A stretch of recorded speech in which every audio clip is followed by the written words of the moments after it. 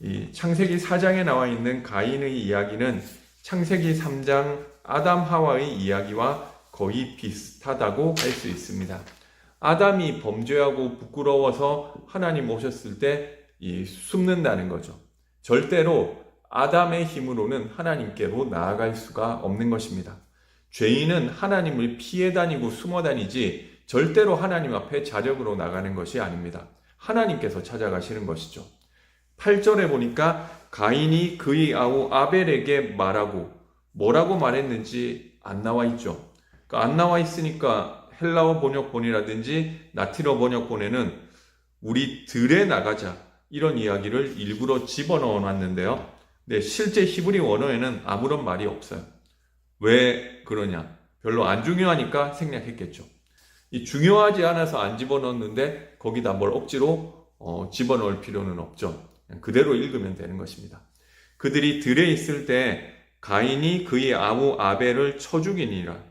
이 쳐 죽인다는 것은 하라그라는 단어인데 이 하라그는 그냥 죽이는 게 아니라 의도를 가지고 일부러 고의적으로 계획적으로 죽일 때만 이 하라그를 쓰는 것입니다.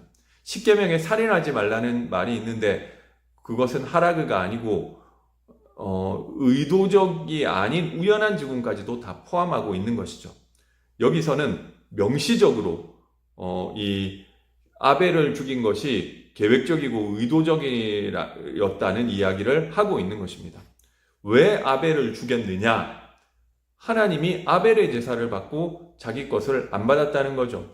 하나님이 안 받아주신 그 분풀이를 아벨에게 한 것이죠. 만약에 이 가인에게 하나님께 직접 분풀이할 수 있는 힘과 능력이 있었다면 누구에게 했겠냐? 하나님께 했을 거라는 거죠. 근데 하나님 이길 수 있는 힘이 없으니까 이 희생양으로 아벨을 죽인 것이지, 만약에 가인이 힘만 있었다면 아벨이 아니고 하나님을 쳐 죽였겠죠. 가인과 아벨의 이야기는 에서 이 아벨은 나중에 예수님께서 순교자라고 이야기하시고 또 선지자라고 이야기하시는데요. 사실 아벨은 예수 그리스도를 모형으로 하고 있는 자입니다. 죄인의 손에 의해서 죽임당하죠.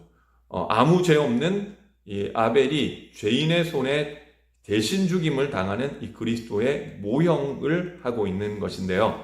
그래서 아벨을 죽였다는 것은 사실은 그리스도를 죽였다는 것과 비슷한 이야기가 되는 것입니다.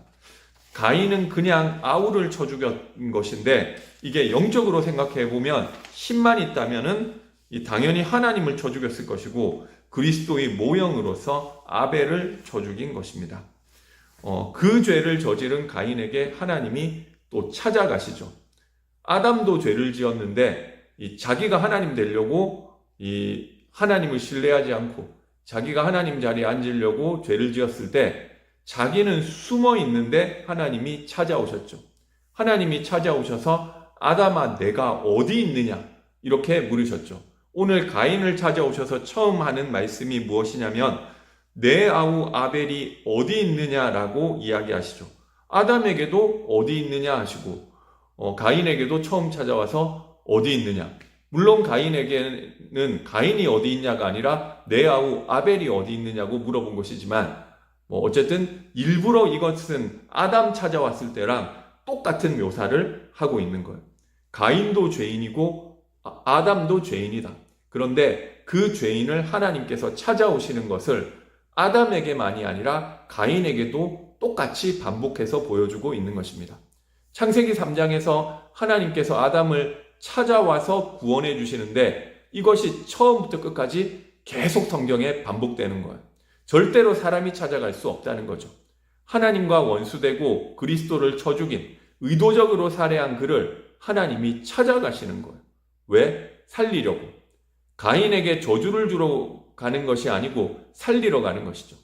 1차적으로 읽으면 가인이 하나님께 벌을 받고 있다고 생각할 수 있어요. 가인이 패역한 부분들을 계속 드러내시죠. 그런데 그 가운데 하나님이 무엇이 숨겨져 있냐? 그런 패역한 가인을 하나님께서는 살리러 왔다는 것을 보여주고 있는 것입니다. 계속해서 성경을 보면 가인이 대답을 하죠. 내가 알지 못하나이다. 내가 내 아우를 지키는 자니까. 이 강세가 어디 있느냐면 이 히브리어에도 이 보통 우리말처럼 1인칭을 잘 안 쓰는데 내가에 있는 거예요. 내가 지키는 사람입니까? 하나님이 지켜야지. 아담과 반응이 비슷하죠. 하나님이 내게 주셔서 내 옆에 있게 한 그 여자가 죽으로 먹었습니다. 그 하나님 탓하는 거라는 거죠.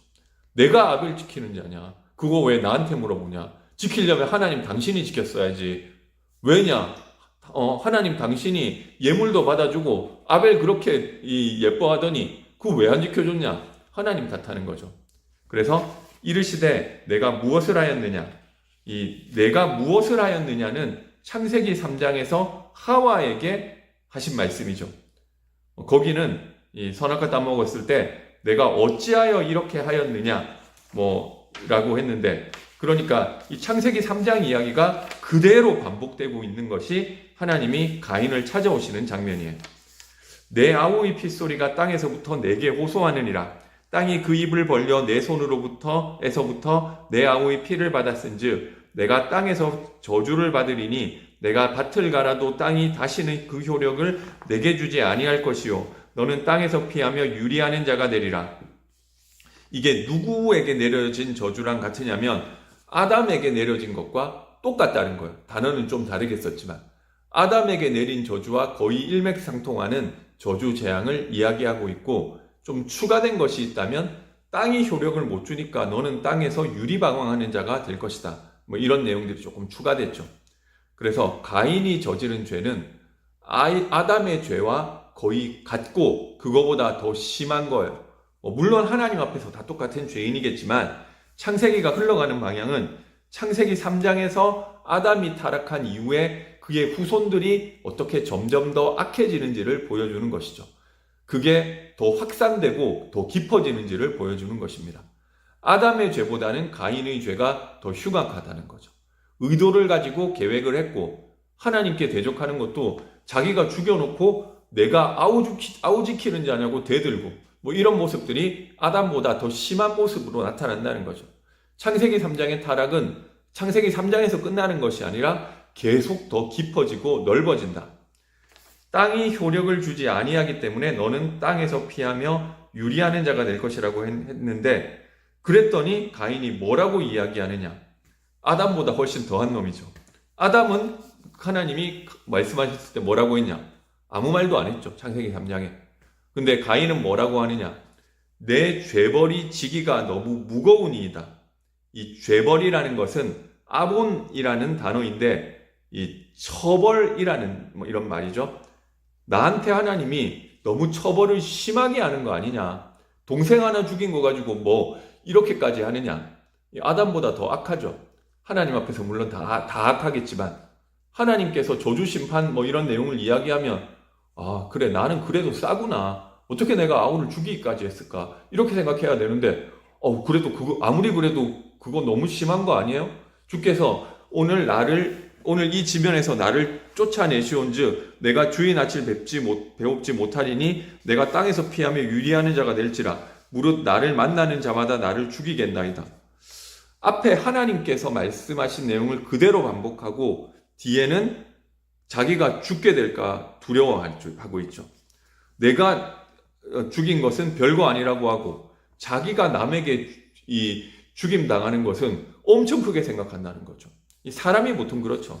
내가 남에게 주는 상처, 남 괴롭히는 거는 아무렇지도 않게 생각하는데 내가 남에게 조금이라도 피해 당하면은 저 사람 완전 나쁜 놈이라고 이렇게 생각하는 것이 인간이죠. 가인이 보니까 자기가 아우 죽인 것은 별로 대수롭지 않게 생각하는데 하나님이 주시는 벌, 심판은 너무 심하다고 생각하는 거예요. 그런데 자기가 남에게 죽임 당할까봐 그거는 또 엄청 크게 생각하고, 이게 죄의 근본이에요. 나밖에 모르는 거죠. 하나님 사랑, 이웃 사랑이 모든 율법의 핵심이라고 예수님께서 이야기하셨죠. 이 죄의 본질이라는 것은 나밖에 생각하지 않는 것. 전부 나 중심. 이 유행하는 말 중에 내로남불이라고 있죠. 내가 하면 로맨스, 남이 하면 불륜. 그래서 우리가 내가 하나님이다. 그러면 이런 말 이야기 들을 때 어떻게 하느냐?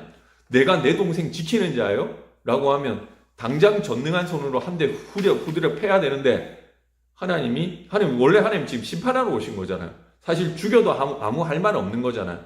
너가 죽였으니까 너도 죽어라고 해도 아무 할 말 없는 죄인인데 내 심판이 너무 큽니다. 뭐 이야기하면서 또 자기 죽을 거 걱정하고 있는 이런 모습 보면 열받아서 한 대 더 때려야 더 때리겠죠. 네 아우 죽인 것은 죄책이 무겁다고 그렇게 난리치더니 너 죽는 거는 그렇게 큰일이야? 그게 그렇게 큰일이면 너도 너 아우한테 그 생각을 했었어야지. 이렇게 얘기해야 될 거 아니에요. 근데 하나님이 당연히 심판을 해야 되는데 어떻게 하시느냐? 여호와께서 그에게 이르시되 그렇지 아니하다. 가인을 죽이는 자는 벌을 7배나 받으리라 하시고 가인에게 표를 주사 그를 만나는 모든 사람에게서 죽임을 면하게 하시니라. 여기 표를 줬다가 아니고요. 줬다고 하면 뭐 내가 표를 만패 같은 것을 간직하고 있다가 누가 나 죽이려고 하면 나 이 표 있어. 이런 느낌인데 정확하게 원어에는 표를 심으사. 그러니까 이마라든지 뭐 이런데 표를 낙인 찍듯이 넣어줬다고 보는 것이 맞겠죠. 이 정확한 것은 모르겠지만 어쨌든 가인의 몸에 이 표를 하나님이 새겨주셨다. 하나님이 그 표를 새겨주셔서 누구든지 보면은 하나님의 표를 보고 죽음을 면할 수 있게 하려고. 그 어떤 자도 가인을 죽일 수 없도록 하나님이 보호하는 표를 가인에게 새겨주시는 장면이 등장합니다. 하나님께서 가인을 찾아오셔서 죄에 대한 저주로 심판하는 것으로 볼 수도 있지만 창세기 3장 때와 같이 죄를 짓고 하나님과 단절돼 죽은 상태에 있는 인간이 어떤 저주 가운데 빠져 있는지를 그냥 묘사하는 거예요. 지금 가인에게 설명하는 것을 보면 전부 다 묘사를 하고 있는 것이지 내가 이렇게 저주하겠다는 소리가 아니에요. 죄에 따르는 형벌과 저주와 재앙에 대해서 하나님이 설명해주고 있는 것입니다. 그 죄에 대한 부분을 사실은 가인이 느껴야 되는 거예요. 이 아본이라는 단어는 4개 하나님께서 주시는 죄벌, 죄책, 심판, 이게 너무 무겁습니다. 뭐 이렇게 했는데 이 아본이라는 단어에 하나님이 주시는 심판, 처벌 이렇게 번역되는 것도 있지만 다른 한 가지 뜻은 그냥 죄라는 뜻도 있어요. 그래서 이것을 그 관점으로 해석을 하면 하나님이 가인이 저지른 죄에 대해서 지적을 하셨을 때 그로 말미암아 너가 지금 이런 재앙 가운데 상황 가운데 빠져 있구나. 그 말씀을 하셨을 때 가인이 뭐라고 대답을 하느냐? 맞습니다. 내 죄가 너무 큽니다. 이렇게 이야기하는 것으로도 해석 가능하다는 거예요. 이 2가지 이야기가 다 담겨 있는 거죠. 아담 이야기도 그래요. 아담 하와가 죄를 짓고 나서 하나님 앞에 쫓겨나서 하나님께서 너가 지금 어떤 저주와 멸망 가운데 빠지게 됐는지를 보여주는 것으로도 볼 수 있지만 2차적으로 그 안에 하나님이 다 살려주시는 은혜가 숨어 있다는 거죠. 이것도 똑같아요. 1차적으로는 가인의 죄를 지적하고 가인을 쫓아내는 것처럼 보이지만 2차적으로 하나님이 어떻게 죄인을 구원하시는지를 보여주고 있는 것입니다. 가인이 깨닫는 거죠. 내 죄가 이렇게 심각했구나. 내 죄 때문에 이런 심각한 저주와 심판이 오게 됐구나. 땅이 더 이상 내게 효력을 내지 않고 나는 땅에서 유리하며 방황하며 살 수밖에 없고 하나님의 낯을 피해 떠나 살 수밖에 없는 그런 자가 되었다는 것을 깨달았을 때 가인이 뭐라고 말하느냐? 내 죄가 너무 무겁습니다. 이것은 거꾸로 자기 죄를 고백하는 것으로도 해석 가능하다는 거죠. 그 관점으로 가인이 두려워하는 것에 대한 내용도 다시 보면 내가 주의 낯을 배웁지 못하게 돼서 두렵습니다. 는 것이 그 다음 절에 나오죠. 가인이 땅에서 저주받고 사람들에게 죽임당하는 것도 두려워했지만 하나님의 낯을 떠나게 돼서 두렵다는 것도 포함되어 있다는 거죠. 이것은 저주받은 자치고 굉장한 깨달음이죠. 사실 우리는 하나님이 나와 있건 없건 별 상관없다고 생각하는 사람 많다니까요. 그런데 하나님 낯을 뵙지 못하는 것을 되게 크게 생각하고 있는 거예요. 그래서 가인의 이야기를 뒤집어서 이 아본이라고 하는 단어를 내 죄가 너무 큽니다.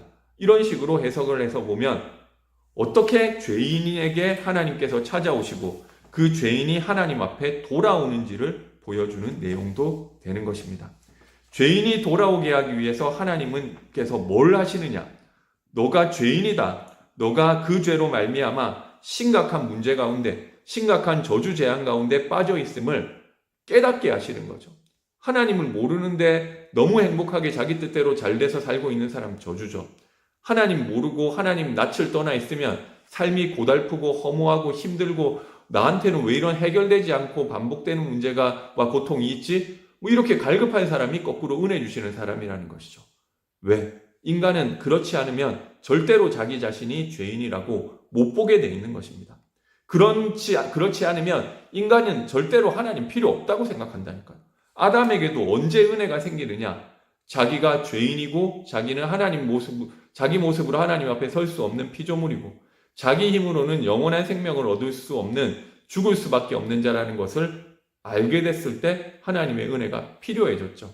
그래서 하나님이 가인에게 찾아오셔서 그냥 죄를 지적하시는 것이 아니고요. 죄를 통해서 어떤 심각한 문제에 빠지게 됐는지를 알게 해주시는 것이죠. 진짜 문제는 여호와의 낯을 떠나서 하나님과 단절돼서 살아야 되는 그것이 가장 큰 문제다. 이 사실을 하나님께서 가인에게 설명해 주시는 것입니다. 그때 가인이 내 죄가 이렇게 무거운 것이었구나라는 것을 깨닫게 되죠. 내 죄가 이렇게 무거운 것이었다는 것을 알게 되는 것을 보고 회심이라고 합니다. 내 죄가 심판받을 수밖에 없는 저주와 재앙을 받을 수밖에 없는 하나님의 낯을 피해서 하나님과 단절시키게 만드는 그것이었다는 것을 깨달을 때 죄에 대한 한탄과 혐오가 일어나고 돌이키게 되는데 그것을 회개라고 하는 것입니다. 회개한다고 죄가 해결되냐? 아니죠. 죄를 인식한다고 해결되는 것이 아니고 죄를 인식하게 하신 그 하나님이 죄를 용서해줘야 되는 것이죠. 그런데 하나님은 공의의 하나님이라서 함부로 용서를 못하시죠. 반드시 거기에는 대속이 필요한 것입니다. 그래서 가인에게 하나님이 표를 주는 장면이 나오는데요. 이 표라는 것이 요한계시록에도 등장하죠. 이마와 손목에 표를 받는데 두 가지 표가 있죠. 하나는 짐승의 표, 하나는 어린 양의 이름이 쓰여진 표가 있는데 가인에게 어린 양의 이름을 하나님이 써주시죠. 여기서 진짜 썼다는 것이 아니라 이 그림자로 보여준 것이고 모형으로 보여준 것이니까 이 표를 통해서 죽임을 당하지 않도록 하나님이 보호해 주시는데요. 가인을 하나님께서 살려주시는 거예요. 가인을 구원하시는 방법이죠. 그냥 아무 표나 주는 것이 아니라 그 구원의 표는 계시록에 보니까 어린 양의 이름이다. 하나님의 어린 양의 이름을 우리에게 성령으로 새겨주시는 것이죠. 그래서 하나님께서 가인을 살리시는 것입니다. 표를 만들어주는 것은 뭐와 같으냐면 아담 하와를 위해 가죽옷을 입혀주시는 것과 똑같은 것입니다. 그래서 창세기 4장의 가인 이야기는 창세기 3장 아담 하와의 이야기와 완전히 포개지는 똑같은 이야기를 하고 있는 것입니다. 달라진 것이 있다면 가인이 아담보다 더 악하죠. 더 악한 존재인데 하나님께서 그 가인도 품어주시는 것을 보여주고 있습니다. 더 악한 게 어떤 점이 더 악하냐? 하나님을 죽이는 것이죠. 그리스도를 죽이는 것. 아벨을 죽이는 것 같지만 아벨을 죽이는 게 아니고 아벨의 모형인 그리스도를 죽이는 것이고 하나님을 죽이고 있는 것입니다. 의도적으로, 계획적으로. 구약 성경에 보면 의도적으로 짓는 죄가 있고 의도치 않았는데 우발적으로 짓는 죄가 있죠. 이 두 개가 분명히 나뉘는데 어떤 죄가 더 악하냐? 고의로 짓는 고범죄가 더 악한 거예요. 우발적으로 짓는 죄는 살인이라 할지라도 용서해 주셨죠. 그런데 그냥 용서는 안 돼요. 왜냐하면 율법에 의하면 이에는 이, 눈에는 눈, 누구를 죽였으면 자기도 죽음으로 그것을 갚아야 되는 것입니다. 그런데 의도적이지 않았는데 죽이게 됐다. 그럴 때 그 사람 살려주는 제도가 도피성이죠. 도피성은 의도적으로 죄를 짓지 않았는데 죽어야만 하는 자가 들어가는 곳입니다. 법대로라면 의도적으로 죽인 자는 들어가봤자 소용없거든요. 그런데 구약 성경에 보면 의도적으로 이 죽어야 될 죄를 지은 놈도 들어가면 살려줘요. 분명히 법대로라면 고범죄는 도피성에 못 들어가고 의도하지 않은 죄를 지은 자만 들어갈 수 있는데 실정법으로는 고의로 지은 자도 들어가게 되면 안 죽였어요. 이 사람이 만약에 살아나오려면 어떻게 해야 되느냐? 대제사장이 죽어야 돼요. 그게 사실은 대신 죽는 것인데요. 이 대제사장이 이 사람 대신 죽는 것으로 보는 것이죠. 이 자기가 살인을 했기 때문에 자기도 살해당해야 되는데 자기 대신 대제사장이 죽으면 해방되는 거예요. 대제사장이 죽은 것은 그 사람이 죽었다는 것으로 인정해 주는 것이죠. 그러면 자기는 다시 자기 땅으로 돌아와서 기업, 유업을 받게 돼 있어요. 이게 전부 다 구원을 설명하는 이야기인데요.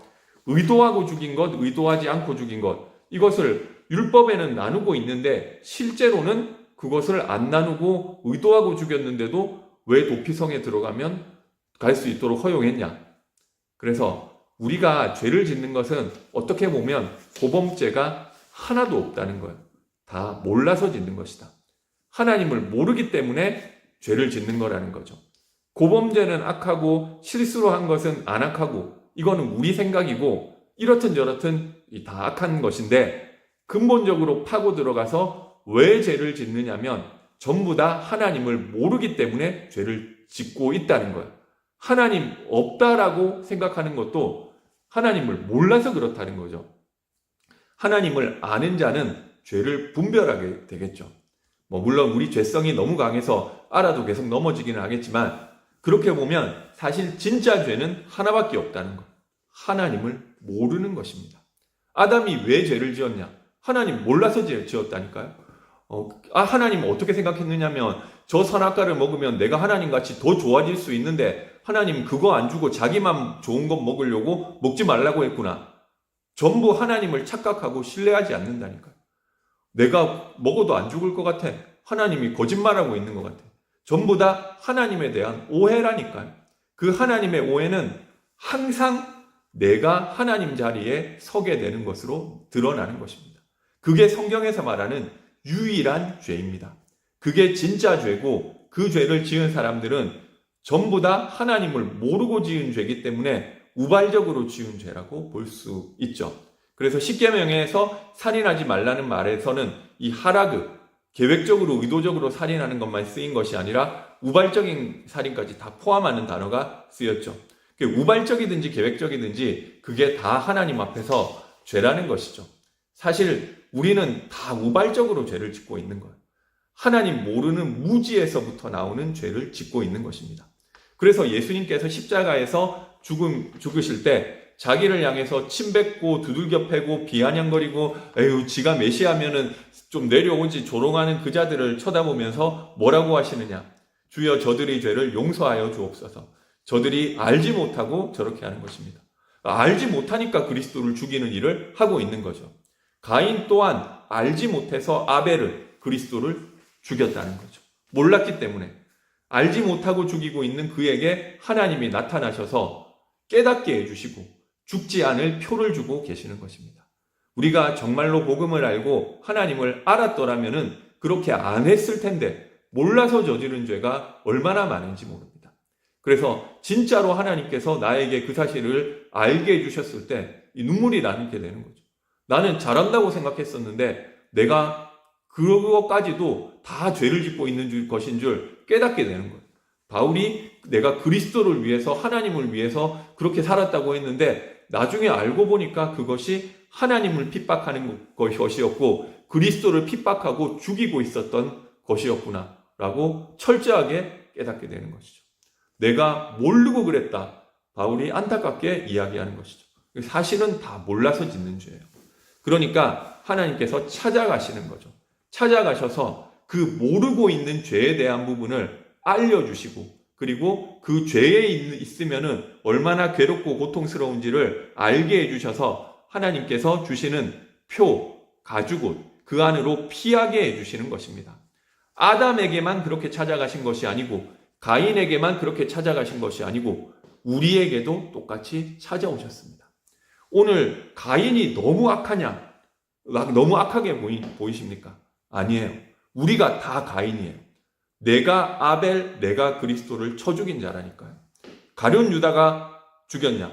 아니에요. 가룟 유다가 죽인 게 아니라 내가 죽였다니까요. 가인처럼 살지 말아야 돼. 그게 아니라 내가 가인이라니까요. 내가 하나님을 죽인 자고 내가 그리스도를 십자가에 못 박은 자라는 거. 똑같이 하고 있잖아요.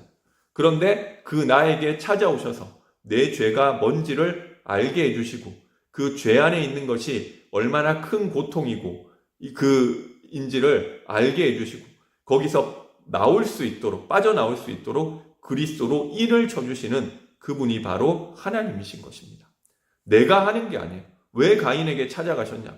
하나님께서 창세전에 영세전에 이미 택해 놓으시고 이미 불러주신 이미 아신 하나님의 백성이니까 하나님의 백성에게는 반드시 하나님이 찾아가시는 것입니다. 반드시 찾아가셔서 인을 쳐주시고 가죽옷을 입혀주시고야 마는 것입니다. 그것은 우리에게 있는 것이 아니죠. 하나님이 다 하시는 것. 구원은 1도 우리의 노력과 우리의 힘이 필요가 없어요. 우리가 나중에 알게 됐을 때 그 안에서 감사하고 찬송하게 되는 것이지 사람이 할 수 있는 것이 없는 것입니다. 가인이 구원받았다는 이야기를 하는 게 아니에요. 가인 구원받았다 못 받았다 그 몰라요. 그 이야기를 하려고 써놓은 게 아니고 하나님께서 그 할 말 없는 죄인에게도 죽지 않을 수 있는 표를 주셨다. 구원 이야기를 하고 있는 것입니다. 모든 성경은 그래서 구원 이야기죠. 구원은 하나님이 찾아오셔서 개입하셔서 먼저 움직이셔야 되는 것이고 하나님이 찾아오셨을 때 우리에게 내가 죄인이구나, 내가 완전한 저주 재앙 가운데 있구나, 그것을 알게 해주시는 거죠. 그것을 보고 마음이 가난해지고 애통해진다고 하는 것이죠.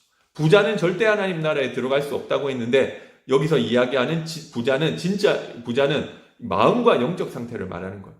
영적으로 자기가 부유하다 생각하는 사람은 절대로 그리스도도 필요 없고 하나님 은혜도 필요 없기 때문에 천국에 못 들어가는 것이죠.